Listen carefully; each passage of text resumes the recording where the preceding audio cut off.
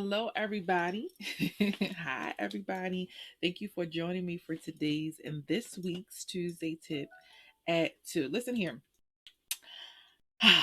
It is me, Danielle J. Mitchell, your becoming queen of real estate. And I'm excited. I'm excited to talk about today's topic. So, listen, it has been a very, as I've been saying for the past few years at this point, it is a seller's market. And with it being a seller's market, it's also a landlord's market.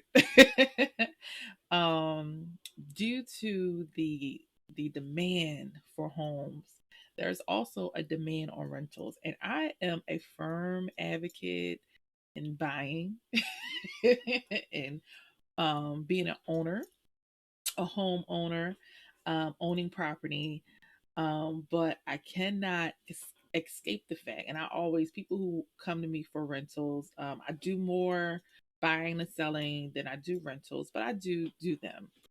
And people who come to me wanting a rental, and I've definitely had a client or two come to me wanting to get a rental, and I was able to help them secure a house, which I love. Because a lot of times, people think that they are unable to buy, they can't buy. But there are some people who, are too nervous. Maybe they do qualify to purchase a home, but they're too nervous, they're too whatever, or their situation just isn't, it's not the right time to do it. So then I have to acquiesce. Like, fine, all right, we'll do the rental thing, right? But let me tell you something. Doing rentals are not as easy as it was in times past. When I first got into this business, I've been doing this since early 2019. And when I first got into it, a lot of the, more experienced uh, professionals, real estate professionals would say, hey, what's a great way to get your feet wet and to get going in this business is doing rentals. You can kind of do them easily, get it done, in and out, boom, boom. I was like, okay, great. So I did my first transaction was a rental. Um, and it was pretty good. It wasn't too bad, but the volume in which to do rentals was not as easy peasy as I thought. And especially now, fast forward to 2022, in this area, I service the Philadelphia surrounding suburbs. It is highly competitive. For those who are struggling to find housing, interest rates have gone up, and you may be your budget has changed and all that good stuff. Some people are finding it hard to, buy a house during this time. And they're like, well, I'm going to just go ahead and rent. But let me tell you something, renting is just as, if not even more competitive in this market, no matter the price point, right? The higher you get in price point for rentals, depending on what area you want to be in, the credit scores that they're looking for, how much, they want down, the inflation for rentals is at an all-time high. All-time high. But I'm not here to talk about that specifically. I'm just here to give you the step-by-step process on a lease or getting a rental, right? Whether it's an apartment. And I'm gonna specify for this because if you're doing an apartment building, those steps are very similar but a little bit different. So I want to specify if it's a private landlord situation where you're just dealing with one landlord who's the owner of that house, or apartments, or even a small, duplex or triplex or something like that. We're talking about that process because with apartment buildings, it's a bit different. They have their own leasing. I don't want to say organization, but their own leasing and management um, situation there. And their rules may be a bit different than what a private landlord does. So let's talk about it. I think the part two of this will be going over paperwork, but there is some onboarding paperwork that you have to do in regards to getting a lease done. Well, I'm gonna just go over it now. How about it? Very similar to if you're a buyer. So the same contract for a buyer, if you're buying a home, is the same contract in Pennsylvania as a tenant. So that is why it's called a buyer tenant agency contract. Okay. It's the same thing, same parameters. You do not pay me or whomever you choose to use to find your rental. Again, you get paid, I will get paid on the landlord side of the transaction. And, you're under contract for a certain amount of time. Usually, sometimes I do a year with rentals, but it's either, 6 months, sometimes it's less because usually people are in a time crunch, right? And then you always have to sign a consumer notice, right? So that is something that's important. So typically when clients say that they want to find a rental, I always ask their criteria. How much is their budget, monthly budget? Where do they want to move? Where is their credit score? Have to know all of those things. So you have a job, unlike a home buyer, you don't have to be at your job for 2 years or something like that, but you want to have some kind of stability, right? So I always ask those questions, and pretty much I send the list that meets the criteria.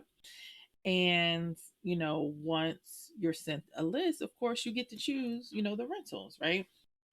So now we're perusing, we're going to go see houses and rentals and stuff like that. The thing about when you're going to go see rentals is that you're out there, you're going to check them out, you see the property that you like, you go to apply, and it is there is no specific process necessarily to applying for a property. Now, in general, things are the same. So what's the same? You're going to apply, right?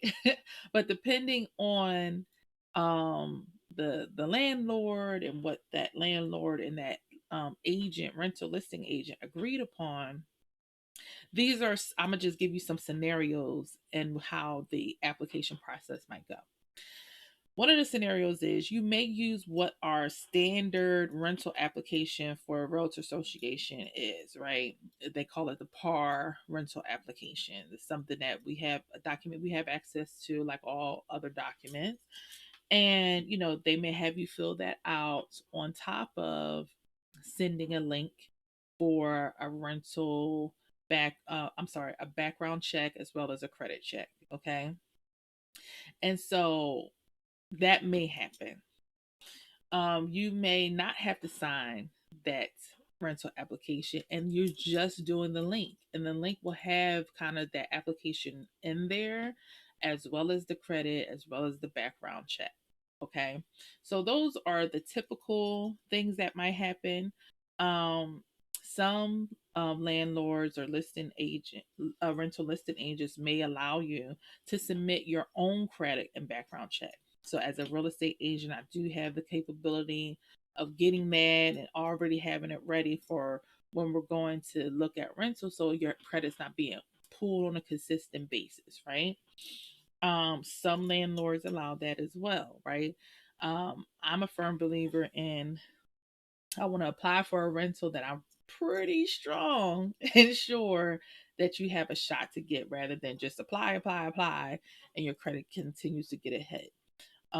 So using that strategy of getting, a credit and background checks that you can use for at least a month is, at least a month you can use it. Sometimes it's helpful. So it really just depends on that specific rental listing agent and the landlord and what they agreed upon, what the process would look like. So anytime a client wants to apply for a property, I always say, hey, I gotta ask, I gotta see, and everything. The next thing, a common question that I get is, will they change the monthly rent? Will they go down? Now, very similar to when you're buying a house. No, they're not going to go down if it just got on the market or if it's a coming soon, right? Now, very similar to when you're, again, like I said, buying a house. So if the rent is $3,000, are they going to come down to 2,800 after 3 days on the market? No. Now you might be able to negotiate that if it's been 30 days on the market, if it's been 60 days on the market, then you can negotiate something like that. Another thing is, especially when you're talking about that price point that I just said, 3,000, by the time you're paying first, last, and security, 3,000 times three is $9,000. That's a decent amount of money, and this is why a lot of times I'll push people to buy, because that's enough get a house, right? And so, I always say, yeah, a lot of times people are like, well, do I have to do, all three? With private landlords, a lot of times you do. Now, like I kind of said earlier, with apartment buildings, it might be different. Some of them will require you just to do 2 months, some even 1 month. Here's another thing: if your credit is not the best, you have to consider that you may need to pay an extra month. Okay. So if you're trying to get, like I said, in certain areas where the price points may be higher and they're looking for a very high credit score, you may have to pay 4 months and a down payment. Not a down payment, but as a deposit as opposed to three. Another thing is, sometimes with those higher price points, you might be able to negotiate just paying the 2 months out as opposed to all the three. But again, those are things that you negotiate after they accept your application, not before. Not before. Negotiate it after they accept your application. And pretty much right after that, depending again on the landlord's preference, they can choose your application based on whatever reason. They can be biased. It's not like with the home buying process and when you're working with a lender and with the seller and stuff like that. They cannot choose you for whatever reason. It really doesn't matter, right? So the best thing you can do is just to make sure all your ducks in a row. Make sure you fill out paperwork.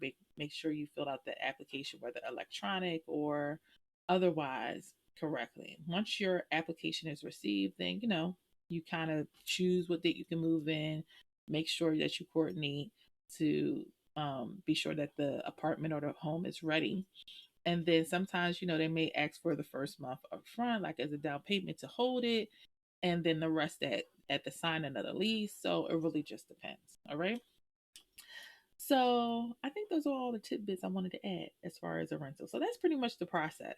As far as waiting on an application, you really can't gauge it. You could wait for a couple days. It could be a couple of weeks. You really, you can't gauge it. Again, it's different from a home buying process where it's like, it's a day or two that you're waiting, for sure, right? Because there's deadlines. But with this, it's in the landlord's court. It's in the rental listing agent's court, right? So I hope that helps. Remember, there's no place at home, no place at home buying. I hope you guys join me for another Tuesday Tip at 2 next week. I think I'm going to go over probably the pros and cons of renting. And yeah, we'll take it from there. Listen, if you're interested in renting, buying, selling, go here, book.djmrealtyco.com, and schedule your free consultation. Remember to subscribe. Thank you to all my new subscribers. Hey, how y'all doing? And to subscribe, like, comment, share, please, please, please.